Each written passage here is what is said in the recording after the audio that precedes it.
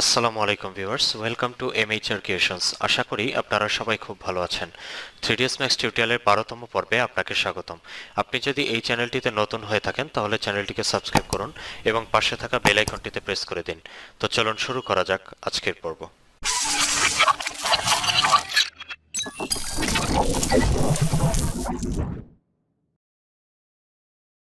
Welcome back. গত পর্বে আমরা 3ds ম্যাক্সের স্ট্যান্ডার্ড প্রিমিটিভসের ভিতরে যে কয়টি টুলস ছিল তার কিছু টুলসের কাজ দেখেছিলাম। আজকের পর্বে আমরা বাকি যে টুলসগুলো আছে সেগুলো এক এক করে দেখার চেষ্টা করব, অর্থাৎ টেক্সট প্লাস, কোন, জিওস্ফিয়ার, টিউব, পিরামিড এবং প্লেন, এই কয়টির কাজ আজকে আমরা দেখব। তো এখানে প্রথম যেটি রয়েছে সেটি হচ্ছে টেক্সট প্লাস। টেক্সট প্লাসের সাহায্যে আপনি 3ds ম্যাক্সে যে কোনো ধরনের টেক্সটকে অ্যাড করতে পারবেন। তো এখান থেকে আমি টেক্সট প্লাসটিকে সিলেক্ট করার পরে মাউসের লেফট বাটনটিকে চেপে ধরে এরকম একটি টেক্সট বক্সকে ক্রিয়েট করে নিচ্ছি। এখন এখানে দেখতে পাচ্ছেন টেক্সট প্লাস লেখাটি আছে। তো এটিকে আপনি পরিবর্তন করে আপনার প্রয়োজন অনুসারে যে কোনো ধরনের টেক্সট এখানে অ্যাড করতে পারবেন। তো সেজন্য আপনি ডান দিকে প্যারামিটারের ভিতরে একটি হোয়াইট কালারের বক্স দেখতে পাচ্ছেন। তো এখানে এই লেখাটি আছে, এই লেখাটিকে আপনি মুছে দিয়ে আপনি আপনার পছন্দ মতো বা প্রয়োজন অনুসারে যে কোনো টেক্সট এখানে লিখতে পারবেন। তো আমি যেমন এখানে লিখে দিচ্ছি এবিসিডি। লেখার সাথে সাথে দেখতে পাচ্ছেন পার্সপেক্টিভ ভিউপোর্টে আমাদের আগের লেখাটি কিন্তু পরিবর্তন হয়ে গেছে। এখন এই লেখাটি কিন্তু 2D ফরম্যাটে আছে, অর্থাৎ এর কোনো হাইট নেই, অর্থাৎ এটি কিন্তু দেখে 3D মনে হচ্ছে না। তো আপনি চাইলে এই লেখাটিকে 3D তেও করতে পারবেন। সেজন্য আপনি ক্রিয়েট ট্যাবের পাশে দেখতে পারবেন মডিফাই নামে একটি ট্যাব আছে। এখানে আপনি ক্লিক করে মডিফাই লিস্টে চলে যাবেন। মডিফাই লিস্টে গিয়ে আপনি এখান থেকে এক্সট্রুডটিকে সিলেক্ট করবেন। এখানে আপনি দেখতে পাচ্ছেন এক্সট্রুড কমান্ডটি কিন্তু আছে। যদিও এই মডিফাই টুলস সম্পর্কে আমি পরবর্তীতে বিস্তারিত ভিডিও তৈরি করব এবং বিশেষ কিছু মডিফায়ার আছে যেগুলো নিয়ে আমি আলাদা আলাদা ভিডিওর মাধ্যমে আপনাদেরকে দেখানোর চেষ্টা করব। তো এখান থেকে আমি এক্সট্রুডটিকে সিলেক্ট করলাম। এক্সট্রুডটিকে সিলেক্ট করার পরে এখানে প্যারামিটারের ভিতরে দেখতে পাচ্ছেন অ্যামাউন্ট। এই অ্যামাউন্টটিকে যদি আপনি বাড়িয়ে দেন দেখতে পারবেন এই লেখাটি কিন্তু একটি হাইট হয়ে যাচ্ছে, অর্থাৎ এটি একটি 3D-তে রূপ নিচ্ছে। অর্থাৎ আমি যেমন এখান থেকে দিয়ে দিলাম 5 ইঞ্চি, 5 ইঞ্চি দিয়ে এন্টার বাটনে ক্লিক করলাম। এখন যদি লেখাটির দিকে লক্ষ্য করেন দেখতে পাচ্ছেন এটি কিন্তু অনেকটা 3Dর মতো দেখাচ্ছে। তো এটি কিন্তু এখন হরাইজন্টাল বরাবর অবস্থান করছে। আপনি চাইলে এটিকে রোটেট করে সোজা করে দিতে পারবেন। তো সেজন্য আমি এখান থেকে রোটেটে ক্লিক করলাম। তারপরে আমি ইয়েলো কালার বক্সটিতে ক্লিক করে যদি এটিকে ঘুরিয়ে দেই দেখতে পারবেন এটি কিন্তু এরকম একটি লেখা হয়ে যাচ্ছে। অর্থাৎ এই লেখাটি কিন্তু এখন দেখতে পুরোপুরি একটি 3D টেক্সট হিসেবে মনে হচ্ছে। আশা করছি বিষয়টি আপনি বুঝতে পেরেছেন। তো এভাবে টেক্সটের সাহায্যে আপনি যে কোনো ধরনের টেক্সট 3ds ম্যাক্সে অ্যাড করতে পারবেন। আপনারা যারা বিভিন্ন বিল্ডিংয়ের এক্সটেরিয়র কাজ করবেন তখন বিল্ডিংয়ের সামনে বিল্ডিংয়ের নেম প্লেট থাকে, সেই নেম প্লেটটিকে আপনি এই টেক্সটের সাহায্যে করতে পারবেন। তো এরপরে বাকি টুলসগুলো সম্পর্কেও আমরা এখন দেখব। আর দ্বিতীয় যে টুলসটি রয়েছে সেটি হচ্ছে কোণ। এখান থেকে আমি কোণটিকে সিলেক্ট করলাম। তারপরে মাউসের লেফট বাটনটিকে চেপে ধরে এরকম একটি রেডিয়াস দিলাম। তারপরে আমি এর উপরে এরকম একটি হাইট দিলাম। হাইট দেওয়ার পরে আপনার কমান্ডটি কিন্তু এখনো ডিলিট হয়নি। এখন যদি আপনি মাউসটিকে এই অবস্থায় রেখে ডান দিকে সরান দেখতে পারবেন এর উপরের যে প্রান্তটি আছে এটি কিন্তু অনেকটা সরু হয়ে যাচ্ছে, অর্থাৎ অনেকটা দেখতে কোণের মতো হয়ে যাচ্ছে। আবার যদি আপনি এটিকে অন্যদিকে মুভ করেন দেখতে পাচ্ছেন এটি কিন্তু অনেকটা চওড়া হয়ে যাচ্ছে। আশা করছি আপনি বিষয়টি বুঝতে পারছেন। অর্থাৎ প্রথমে আপনি একটি রেডিয়াস দিবেন, তারপরে আপনি একটি হাইট দিবেন, তারপরে মাউসটিকে যদি আপনি ডান দিকে সরান দেখতে পারবেন এটি কোণের মতো হবে। আর যদি উপরের দিকে সরান দেখতে পারবেন এটি অনেকটা ছড়িয়ে যাবে, অর্থাৎ এর যে টপ ফেসটা আছে সেই টপ ফেসটা কিন্তু অনেকটা ছড়িয়ে গেল। আবার আপনি চাইলে এটিকে কোণেও পরিণত করতে পারবেন। তো আমি এই অবস্থায় রেখে মাউসের লেফট বাটনটিকে আরেকবার ক্লিক করলাম। এখন দেখতে পাচ্ছেন এটি কিন্তু একটি পুরোপুরি কোণের মতো হয়ে গেল। এখন এই কোণটিকে আপনি আবার চাইলে বিভিন্নভাবে মডিফাই করতে পারবেন। সেজন্য ডান দিকে প্যারামিটারে চলে যাবেন। এখানে দেখতে পাচ্ছেন রেডিয়াস 1। রেডিয়াস 1-এ গিয়ে আপনি আপনার যে নিচের রেডিয়াসটা আছে কোণের সেই রেডিয়াসটা আপনি এখান থেকে পরিবর্তন করতে পারবেন। এবং রেডিয়াস 2 হচ্ছে উপরের যে রেডিয়াসটা আছে, অর্থাৎ উপরে এখন এটি একটি কোণের মতো আছে তাই এর উপরে কোনো কিন্তু রেডিয়াস নেই। অর্থাৎ রেডিয়াস 2-তে আপনি দেখতে পাচ্ছেন 0 0 এবং নিচের রেডিয়াসটা আপনি দেখতে পাচ্ছেন এখানে 8 ইঞ্চি। তো এগুলো আপনি আপনার প্রয়োজন অনুসারে পরিবর্তন করতে পারবেন। এরপর রয়েছে হাইট। অর্থাৎ এই কোণের হাইট কত হবে তা আপনি এখান থেকে নির্ধারণ করতে পারবেন। এরপর রয়েছে হাইট সেগমেন্ট, অর্থাৎ উচ্চতা বরাবর কতগুলো সেগমেন্টে এই কোণটিকে ভাগ করবেন সেটি আপনি এখান থেকে নির্ধারণ করতে পারবেন। তো এখান থেকে আমি যেমন দিয়ে দিচ্ছি 10, অর্থাৎ হাইট সেগমেন্টে 10 দিয়ে যদি এন্টার ক্লিক করি এখানে কিন্তু কোনো কিছু শো করছে না। তো সেজন্য আমি আগের পর্বেও বলেছিলাম আপনি কিবোর্ড থেকে F4 বাটনটিকে প্রেস করবেন। F4 বাটনটিকে প্রেস করার পরে দেখতে পাচ্ছেন এর হাইট সেগমেন্ট কিন্তু অ্যাড হয়ে গেছে, অর্থাৎ উচ্চতা বরাবর এই কোণটি 10টি ভাগে ভাগ হয়ে গেছে। তারপরে যেটি রয়েছে সেটি হচ্ছে ক্যাপ সেগমেন্ট। ক্যাপ সেগমেন্ট মানে হচ্ছে এর উপরের দিকে যে টপ সারফেসটা আছে সেই টপ সারফেসটিকে আপনি কয়টি সেগমেন্টে ভাগ করতে চান।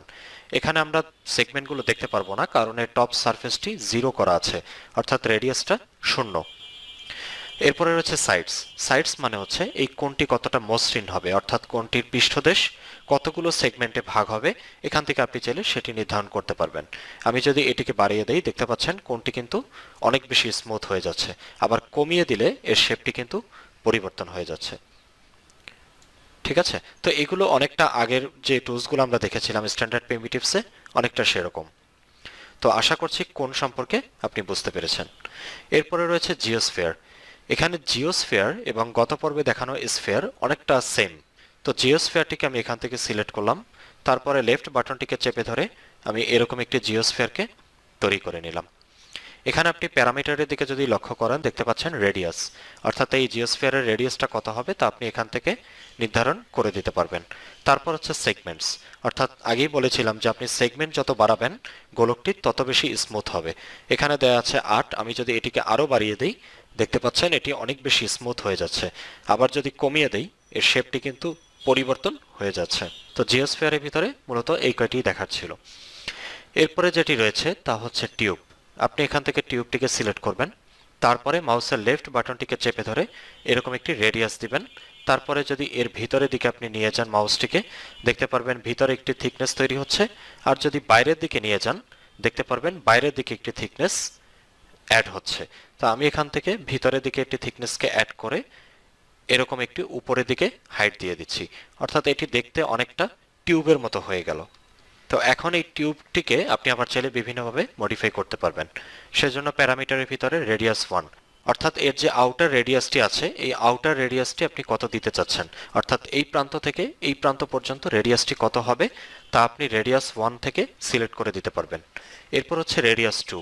রেডিয়াস 2 হচ্ছে ভিতরের যে রেডিয়াস, অর্থাৎ ভিতরের এই সারফেস থেকে এই সারফেস পর্যন্ত যে রেডিয়াসটি সেটি হচ্ছে আপনি এখান থেকে নির্ধারণ করে দিতে পারবেন। এরপর হচ্ছে হাইট, অর্থাৎ এই টিউবটির হাইট কত হবে তা এখান থেকে আপনি নির্ধারণ করে দিতে পারবেন। এরপরে রয়েছে হাইট সেগমেন্ট। উচ্চতা বরাবর আপনি কয়টি সেগমেন্টে ভাগ করতে চান তা এখান থেকে নির্ধারণ করতে পারবেন। আপনি যদি এটিকে বাড়িয়ে দেন দেখতে পারবেন এর হাইট সেগমেন্টে কিন্তু অনেকগুলো সেগমেন্ট অ্যাড হয়ে যাচ্ছে। এরপর হচ্ছে ক্যাপ সেগমেন্ট। ক্যাপ সেগমেন্ট মানে হচ্ছে এর যে টপ সারফেস আছে এই টপ সারফেসটিকে আপনি কয়টি সেগমেন্টে ভাগ করতে চান।